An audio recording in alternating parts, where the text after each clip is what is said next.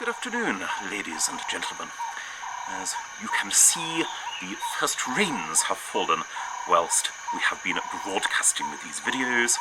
In this part of the world, they don't drop as gently from the heavens as the quality of mercy, but they're very welcome indeed.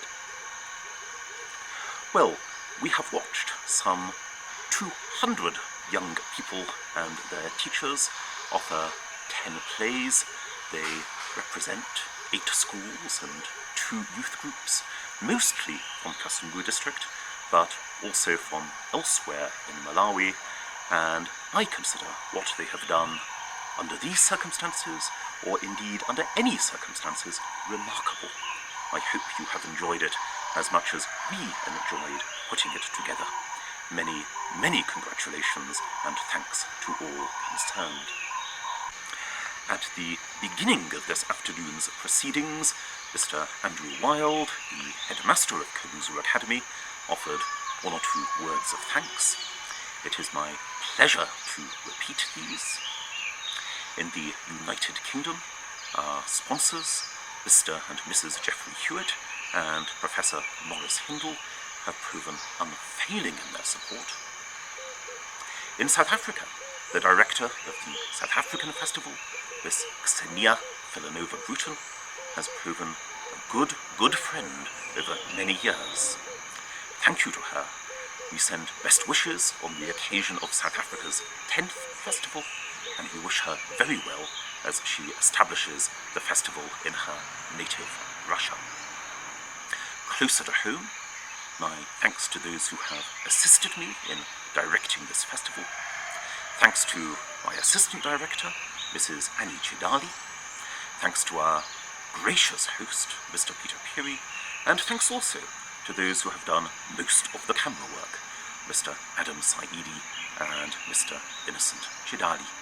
Thank you very much. And I must also return to Mr. Andrew Wild. Without the support of Kabuzu Academy, Mr. Wild's support in particular, and that of our bursar, Mr. Faison Kanjera, what we have been able to achieve here over 4 years simply could not have happened. Thank you very much. And you may further remember that Mr. Wild's opening remarks were translated to sign language by Miss Alison Probert, another of our friends from the UK. Not only did she extend a special welcome to our deaf friends, but she also wrote versions in Malawian Sign Language of 2 of the plays that you've just seen. King Lear has become President Lenwick, and The Taming of the Shrew has become Prince and Condana. Thank you also. As we approach the end of this curious year of shuttered theatres, it is perhaps worth reminding ourselves that William Shakespeare himself was no stranger to plague.